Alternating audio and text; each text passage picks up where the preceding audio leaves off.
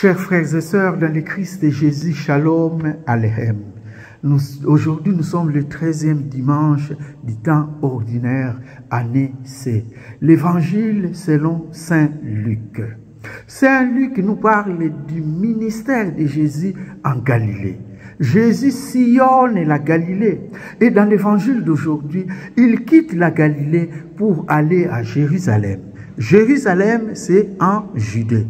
Or, pour aller à Jérusalem, il faut passer par une province qu'on appelait la Samarie, qui est entre la Galilée et la Judée. La Samarie est au milieu. Et Jésus dit, il est temps pour moi d'être enlevé au ciel.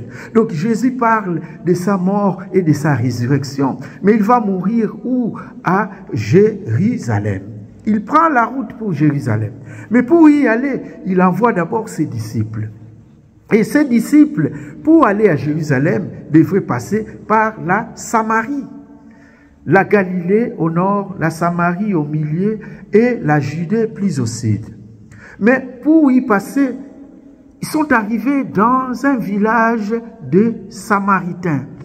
Et dans ces villages-là, on a dit que mais vous êtes des Juifs.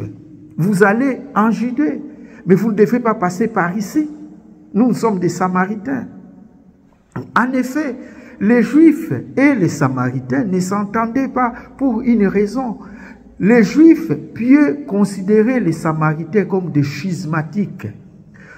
Pour une raison, parce que les Samaritains ont construit leur temple sur le mont Garizim. L'évangile selon Saint Jean chapitre 4.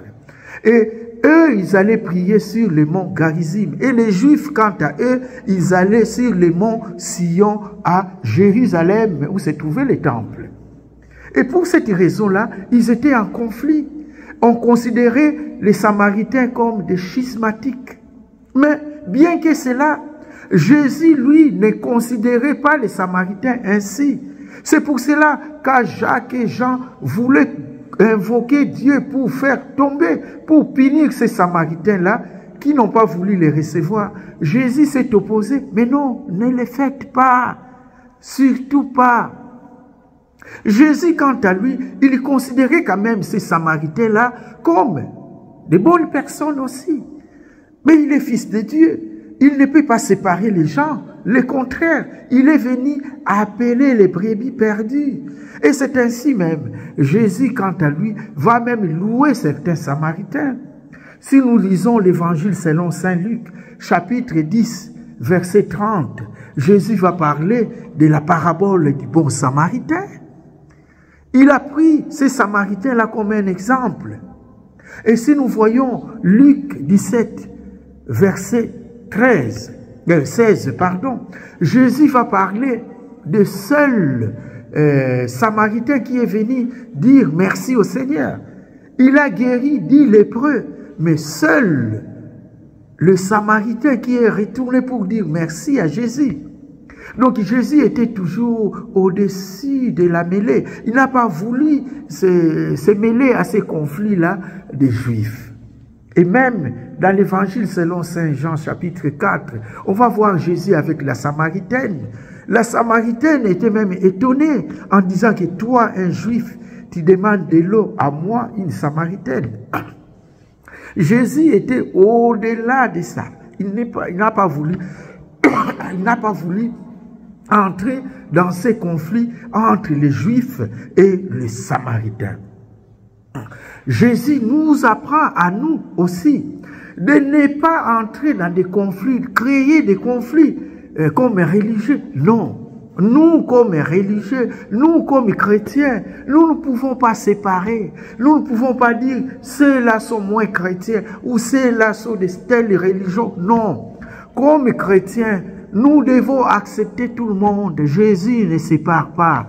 Jésus est venu appeler tout le monde. Jésus est venu même chercher les brebis perdues, comme il le dit lui-même.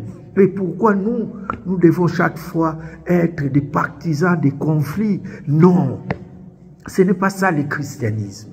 Les chrétiens, une chrétienne, c'est celui qui accepte son frère, sa sœur, même si on n'est pas de la même religion. Mais comme chrétien, on ne peut pas séparer.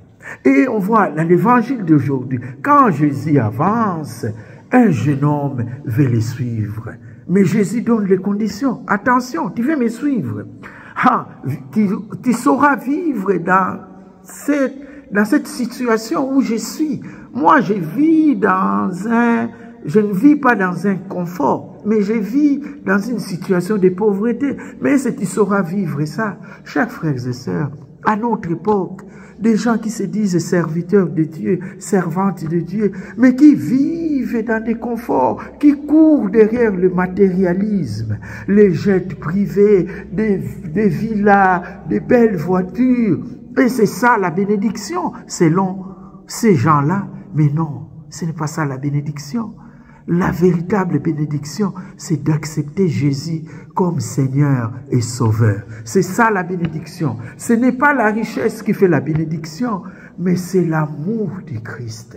La foi en Jésus-Christ qui fait la bénédiction. Et plus loin, un autre dit, qui veut suivre Jésus, je vais te suivre, mais permettez-moi d'aller d'abord enterrer mon Père. Et Jésus va dire, laissez les morts enterrer leurs morts. Toi, viens et suis-moi. Oui, Jésus n'avait pas dit laissez les cadavres enterrer leurs cadavres, mais les morts, cela veut dire quoi? Les gens qui n'ont pas compris, les gens qui n'ont pas accepté Jésus, mais il faut les laisser. Mais toi, viens, suis-moi. Ça dit que tu as commencé le chemin, il ne faut plus reculer, continue ton chemin. Combien de fois, chers frères et sœurs, parfois, on est encore préoccupé des choses de ce monde. Et pourtant, on est déjà dans le chemin pour suivre Jésus. Mais on est encore préoccupé des choses de ce monde. Un autre disait encore à Jésus, je te suivrai, mais laisse-moi aller faire les adieux à mes parents. Et Jésus dit, qui met la main à la charrue et regarde en arrière n'est pas digne de moi. Oui. Quand nous mettons la main à la charrue, chers frères et sœurs, il faut regarder en avant. C'est comme Élisée dans la première lecture. D'ailleurs, le nom Élisée veut dire « mon Dieu le salut ». Élisée a vu les serviteurs de Dieu et il a suivi les serviteurs de Dieu. Il a suivi le prophète Élie, qui veut dire d'ailleurs Élie, « mon Dieu est Yahvé ». Et il a suivi Élie, il a servi Élie. Chers frères et sœurs, combien de fois nous suivons le Seigneur, mais nous avons encore le goût de ce monde, chers frères et sœurs. Laissons tout ce qui est du monde. Suivons Jésus. Il nous attend, il nous envoie dans son champ pour travailler. Alors, chers frères et sœurs, qui met la main à la charrue, ne regarde pas en arrière. Doit aller. Aller plus loin, aller avancer. C'est ça, un vrai serviteur.